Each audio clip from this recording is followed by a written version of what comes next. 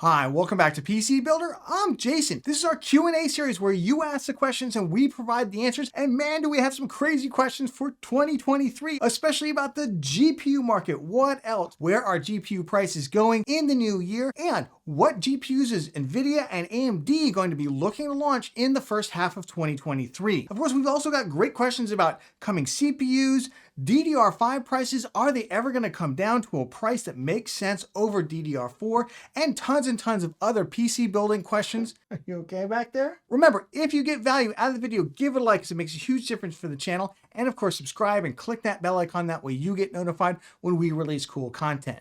With that, let's jump into it. This video is sponsored by Iolo. Is your PC sluggish, stuttering, slow to boot up? Don't suffer poor performance. Get Iolo's System Mechanic and make your PC fast again. This software suite does it all in an easy-to-use interface to fix system errors, increase CPU performance, maximize your internet connection speed, and protect yourself from malware and identity theft. Stop trying complicated fixes that could hurt your PC. Get Iolo's System Mechanic to tune up your PC today with a click of a button. Visit iolo.com/PCBuilder and use code PCBuilder to save 60% on System Mechanic Ultimate Defense and get 30 days of live tech support free. Let's start where else? GPU price questions, and we've got Ars Handestad. I hope I said that right. Should you buy a 7900 XTX now while December deals are on, or should you wait for January, February for the prices to drop? First of all, if you can even get your hands on a 7900 XTX, I would buy it now. They're mostly going for the MSRP of $999. Some of the add-in board partner cards that are just coming out right now as I'm shooting this video,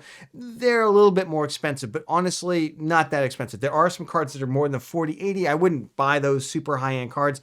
I don't think you're going to see the value in them. That being said, let's just take a big time out here because I know during the 2022, we saw a rapid shift and dramatic shift in the GPU market where we started out the year, prices were sky high, and I told you it was all related to cryptocurrency mining. As soon as cryptocurrency crashed and then Ethereum went to proof of stake, GPU prices fell off an absolute cliff. And now for the last year, what we've normalized is people expecting prices to rapidly be going down. That is not necessarily going to be the case. We've returned to a much more normalized market. What do I mean by normalized? I don't mean that prices won't go up, that the prices won't go down. They just won't have these huge swings up and down like we've been seeing in this insanity for the last 2 years. So it's going to be much more like 2019 or 2020, where every time you take a look at the GPU prices, they're kind of within 5 or 6% of where they were last month, maybe the month before. So don't expect 7900 XTX or 7900 XTs to necessarily go on sale. 7900 XT may go on sale. It depends on what's going to happen with the upcoming NVIDIA announcement. That's going to be January 4th, which is like literally a week away at the time I'm filming this video. Obviously, NVIDIA is going to announce their next lineup of GPUs, and we know that largely the stocks of the RTX 3000 series and RX 6000 series at the high end have completely sold through. Unless there's some sitting in a warehouse out there, at least at retailers in the US, those cards are completely gone. I mean, yes, you can find a couple for like redonkulous prices from third-party sellers, but at any reputable first-party seller that would sell it at what we would have considered a normal price, they're completely gone. So we're going to have a reset now of the GPU market. I expect we're going to have those lower end AMD GPUs and kind of mid-range AMD GPUs and NVIDIA GPUs sitting around for a while, 3060 Ti's, 3060s, 3050s, etc., etc. But at least at the high end right now, if you're a high-end buyer, the cards are out there. You just go buy them for whatever you can get them for. All right, Rolando asked a really relevant question. What about new mid-range and budget GPUs coming? Should you be waiting for those, or should you go out and get that 6650 XT that he's had his eye on? Well, Rolando, first of all, I got to tell you, if you wanted that 6650 XT, you should have bought it a month ago or 2 months ago. I think you could get one for like $229. Now they're more like $280 for a 6650 XT. That being said, I still think it's a good value if you're looking for a new GPU and you absolutely need one. If we look down the track into 2023, what do we see in terms of NVIDIA and AMD? I do think we're going to get their mid-range at least. I also think AMD is going to launch lower-end GPUs. I think NVIDIA is just going to wait until all those 3050s, 3060s, 3060 Ti's sell through to launch that stuff. And that might take a while. They're going to make you wait for their stuff. Whereas AMD, I think they've largely sold through. They're happy to cut price discounts, whereas NVIDIA is like, we don't discount anything pretty much ever. So I just think that if you're in the market and you're willing to buy an AMD GPU like a 6650 XT, if you can afford to buy now and then 9 or 10 months later, buy something else, if something amazing comes out at that same price point, go ahead and do it. Remember, your time is worth money. Like, time spent without a good gaming PC is worth money. You can always wait. Technology always depreciates. You could say wait 3 years, wait 5 years, wait 10 years. You can always wait. Ask yourself, what is your time worth right now? If you can afford to buy something now, and potentially if something amazing comes out, buy one next year at about the same time, then go ahead and do that. If this is all the money that you're going to have for the next year and you've got to get like the best GPU, I don't know, it seems pretty far out to be waiting for these GPUs, but I could see a scenario where you do it.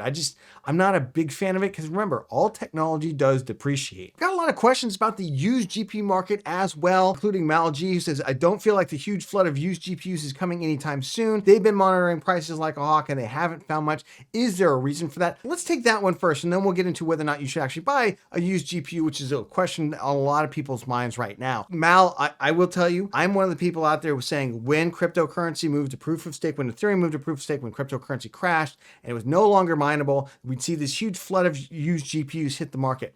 And we largely have seen this huge flood of GPUs. What GPUs are we talking about though? We're talking about the 900 series for NVIDIA. We're talking about the 1000 series for NVIDIA. Like 1070s out there are so cheap right now. You couldn't go out and rob somebody for a 1070. You had to buy them for like $500 or $600 used. Same with GTX 1660 Supers. They were going for as much as $600 used. RX 580s were $400 or $500 used. Now you can go out and get one for 80 or 90 bucks on eBay. Same with the RX 5700 XTs, great mining cards, dumped in mass. They were paying $1,000 a piece for used RX 5700 XTs. So that's a massive price drop. But everyone wants to know, when are we going to see the RTX 3000 series lineup massively discounted? After all, wasn't it scalpers selling to miners for the RTX 3000? That's why they had a huge price inflation on it. Yes, the big problem with miners right now is they're living in a total alternate reality. So in 2018, 2019, cryptocurrency crashed, and a lot of these miners went through a process of selling off their GPUs. We had a massive GPU sell-off, crashed GPU prices for quite a while. The price of Ethereum tanked and the price of cryptocurrency tanked, but it didn't end cryptocurrency mining at the time. So when it came back in 2020 or so, all of a sudden the same GPUs that they had been mining with, the RX 580s, the GTX 1660s, the GTX 1070s, suddenly went way back up in price because they had a lot more value because they were still good cryptocurrency mining GPUs. So they lived in this universe where, hey, I went through this last time and we sold all of our GPUs and then we sold them for dirt cheap, and then cryptocurrency came back and then we had to rebuy all those GPUs for like way inflated prices. I'm just going to sit on my GPUs and that's going to be that. Unfortunately, that's where a lot of miners are right now. They believe that they're just in a crypto winter and that at some point cryptocurrency will come back, and they don't really make this separation between cryptocurrency that's actually GPU mineable. That was like Ethereum. Ethereum was like 97% of the total cryptocurrency GPU mineable market. That's why when it went to proof of stake, it completely tanked GPU mining whatsoever. And they just believe that something else is going to happen because they went through this earlier experience. And that earlier experience is not relevant to now. They've been selling off the lower end stuff. They've been selling off the older stuff, RX 570s and what we've just went through. But they're holding on for dear life to like the RTX 3080s, 3090s. Now that being said, those prices still have come down. They've come down.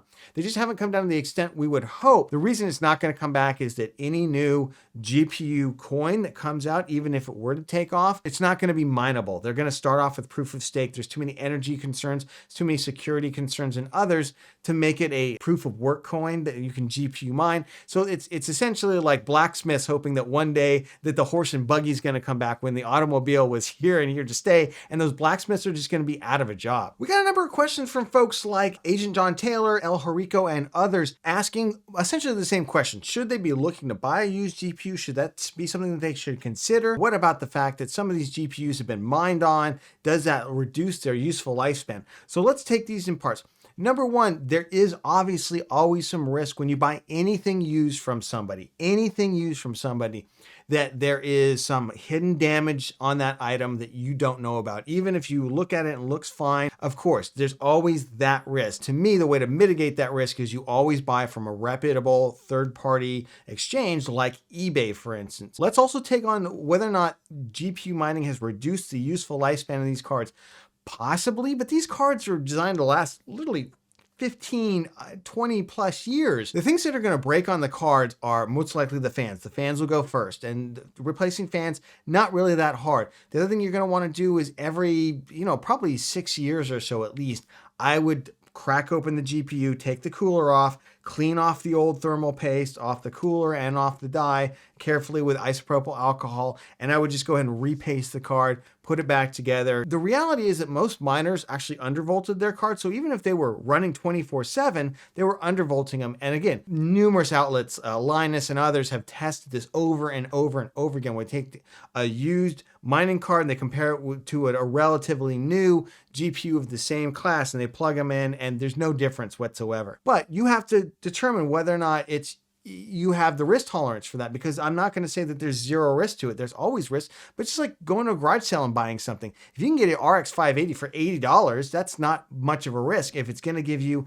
the kind of performance that you're essentially looking for to put together a really cheap gaming PC. Okay, we got great questions from Nuvo, Angel, and Hatem about why do CPUs end up bottlenecking GPUs? So I'm just going to have some visual aids here to explain this, right? We've got our GPU and we've got our CPU. So basically the way this works is the GPU here, this is where all of your frames are being rendered, and they use CPU resources in order to get them to the monitor. So what happens is when your GPU is rendering huge amounts of frames, say this is a 4090 at 1080p, and this is an i3-12100F, right? 4-core, 8 threads. Well, obviously, at some point, this GPU is just rendering so many more frames per second than the CPU can keep up with. So it's limiting the number of frames that's actually going to your monitor, basically, right? That's a CPU bottleneck. But if we increase this CPU to something like maybe an i9, let's turn it up there. If we increase the CPU to something like an i9 13900K, which I have right here, then this 4090, now the CPU bottleneck is significantly reduced because this guy right here just has so many more resources. It's so much faster. It can do so much more, and it frees up the GPU. Now, that being said, at 1080p, we see this repeatedly, even with the fastest CPUs out there like this, or the 5800X3D, or like the Ryzen 7950X, we're seeing like 4090s being bottlenecked, and even other GPUs like the 7900 XTX being bottlenecked at 1080p. 4090 gets bottlenecked at 1440p, and it's really 4K is where those cards can shine. And honestly, unless you're playing at 4K super high refresh rates, I wouldn't even consider a 4090. It's a waste of your money, right? Spend that money and get a better monitor so that in the future you can take advantage of something like a 4090. Now, it can be the case, however, like this is actually, this is an R7, this is an old GPU, right? So this is an older GPU, that's a slower GPU, that it doesn't matter whether you have an i3-12100F or you have a 13900K, right? i9 13900K. Either one of these CPUs is going to be absolutely fine for this GPU because this GPU is pretty slow, and you're going to be GPU bound in almost every game right now, no matter which CPU you're using. So it doesn't help right now. So there's no CPU bottleneck with either one of these. You're GPU bound. That's what we call GPU bound. So I hope that helps you understand that when we're buying, especially building systems, PC systems that are meant to be lower end gaming systems, and we're spending as much as we can on our graphics card, and we just want to make sure that we get a CPU that just won't bottleneck it. And as we move up the ladder in terms of our available budget, we're going to end up upgrading the CPU as we upgrade the GPU. But always the upgrade on the GPU is typically more important, unless you have some ancient CPU, and there's plenty of them out there that are just completely bottlenecking any GPU upgrade that you would get at this point. All right, we got a great questions from Infused and QZ20 in terms of whether or not you should buy AMD GPUs versus NVIDIA GPUs based on the features. Because right now, in terms of price or performance for rasterized gaming, that means just pure FPS with no ray tracing, AMD beats NVIDIA in terms of price to performance And it's really, really brutal beatdowns, especially at the mid-range and lower level. Once you get to the 6750 XT, 6800s out there, they absolutely crushed your NVIDIA competition. 6650 XT crushes it, 6600 crushes it versus the 3050 and the 2060 and the 3060. So it's just like, it's kind of a bloodbath in favor of AMD. But what if you're somebody who you want those other features? Let's talk about what they are. Number one, professional applications. NVIDIA still has a large lead in professional applications, though AMD is rapidly looking to close that gap, and they've made this a point of emphasis. You can look, for instance, at DaVinci Resolve, where they've rolled out a number of updates for DaVinci Resolve that really take advantage of the 7900 XTX, and it actually outperforms a 4090 or 4080 in that creative suite. So if you're a video editor who uses DaVinci Resolve, suddenly it makes more sense to use an AMD GPU. That is insane. But if you look at other applications like Blender, right now, NVIDIA has a large lead in Blender. That being said, Blender's coming out with a new update that will take more advantage of those AMD GPUs, so we expect that gap to close significantly. Sometime in the next year to 18 months, that AMD will largely close that gap. But if you're buying a GPU today for professional uses, I think NVIDIA makes way more sense. Let's talk about the other elephant in the room, which is ray tracing. Yeah, if you are a ray tracing enthusiast, buy a 4080, buy a 4090, possibly the new, whatever the 4080 12GB is going to become when NVIDIA announces it here in January. Those are your ray tracing options, because ray tracing has gotten significantly better on NVIDIA GPUs. On the AMD side, 7900 XT ray trace is just fine. 6950 XT, not so much. And finally, we've got the upscalers. We've got DLSS on one side, FSR on the other. Honestly, I think they're both at a point now, especially with the complete iterations they're going through. I expect that we're never going to see any kind of real significant gap between the two. Again, I expect AMD and NVIDIA to keep advancing and advancing and advancing, but we'll see. I think NVIDIA has had a very large feature lead over AMD, but that feature lead has been dwindling rapidly with the 6000 series, and I think it's going to dwindle even faster with the 7000 series out there. NVIDIA is going to have to do more than just kind of rest on their reputational laurels and AMD's failings in the past, because AMD's now making up for that. So we'll see where it goes. Really good questions about DDR5 versus DDR4 memory. Basically, does it make sense now to have DDR5 prices come down? Well, I'm holding right here an Alloy RAM kit. This is 2x8 gigabytes, 5600 CL36. This is fast enough that we found in Ryzen 7000 to give you almost the same performance as the super expensive $250 kit. And this is an $89 kit of RAM. So that's pretty amazing that DDR5 prices have begun to come down to that level where it starts to make sense. And they also lowered the price on the CPU, and the motherboards have gotten cheaper, and the cooling has gotten cheaper. So the whole package of that system, Ryzen 7000, that's why we did our 7600X build guide recently, has come down to the point where it actually makes more sense now on a price to performance level than the 5800X 3D. That was the monster 5800X 3D in terms of price to performance, but it's come way down. 13600K, for instance, if you're building with a 13600K though, it doesn't make any sense to go DDR5 RAM. Why wouldn't you take that money instead of going DDR4 to DDR5?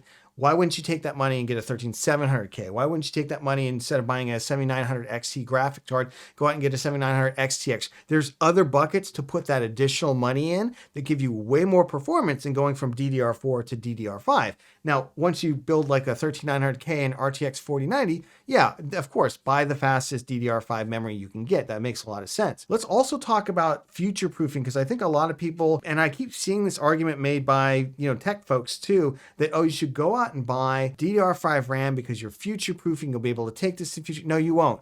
The speeds on this are getting so fast, and they're getting cheaper at such a fast rate. I think there's like 8,000 speed DDR5 already out there. If you built a system today using this RAM right here, this RAM is going to be obsolete probably in about a year and a half to 2 years. It's certainly not something that you're going to want to take to Ryzen 7000 or Ryzen 8000, I should say, or 9000, whatever they call the next generation of Zen 5 based CPUs. It's certainly not something you're going to want to take to a 14th gen Intel system necessarily. It's probably going to end up being too slow, and there'll be better options for it. The same thing happened with DDR4. When we first started using it, the speeds were like 2666 seemed super fast, and then 2999 or whatever it was, 2993, that seems super fast. And then then we had 3200 seems super fast, and now we've got like 4000 speed memory. And you wouldn't take your old 2666 RAM if you build a 5800X 3D system right now with it and put it in that system. You'd go out and get a cheaper kit of 3200 CL16 or 3600 CL16 for like, 60, 70 bucks. And you'd feel great about that because you're getting a lot more performance. Same fate will happen to all the DDR5 that we are buying on the market right now. It will become obsolete relatively quickly. That being said, it's fine for what we want to use it for. Tech becomes obsolete. That's just kind of the way it goes. So don't buy this because you want a future-proof. Buy it because it's a good value right now. Art Strategy Games asked a really upvoted question. In 10 years, where do I think the gaming industry is going to go? Right now, you need a high-end PC to run high-end games at high quality. What about the future? Are we going to VR or something else? I'll tell you, honestly, I think VR is interesting to some people and not interesting at all to other people. And I think in order for more VR adoption, I think you'd have to see the whole culture shift. And I just don't think we're there right now. I think that some people don't like putting a thing on their face, basically. They'd rather look at a screen, they'd rather be able to do multiple things than be immersed in the game. I think the people who want to be immersed, there's always going to be a market for that. But I don't necessarily see that kind of crossing into and just taking over gaming. That being said, I think that you still will need a high-end PC to run high-end games at high-end resolutions and frame rates because optimization will suffer. We've seen this over and over again. As the average PC gets better and better and better, the graphics level goes up, and that requires a better and better PC. So they kind of rise at the same rate as each other. Look at Cyberpunk 2077, look at Microsoft Flight Simulator, terribly optimized games when they initially launched. They eventually got a lot better, and even now, more kind of average PCs can now play those games, whereas it was just a total disaster for a lot of folks at launch. But they've cleaned up considerably. That's the future to me, and that's how I see things going down. But honestly, my crystal ball is as broken as everybody else's. Remember, if you got value out of the video, give it a like because it makes a huge difference to the channel. And of course, subscribe and click that bell icon. That way you get notified when we release cool content. Are you looking to build something right now that's totally amazing for about $660 for 1440p? Or for about $2,000 amazing beastly 4K build, then check out this video right here. We go through everything that you need to know to build your dream gaming PC right now. And we'll catch you on the next one.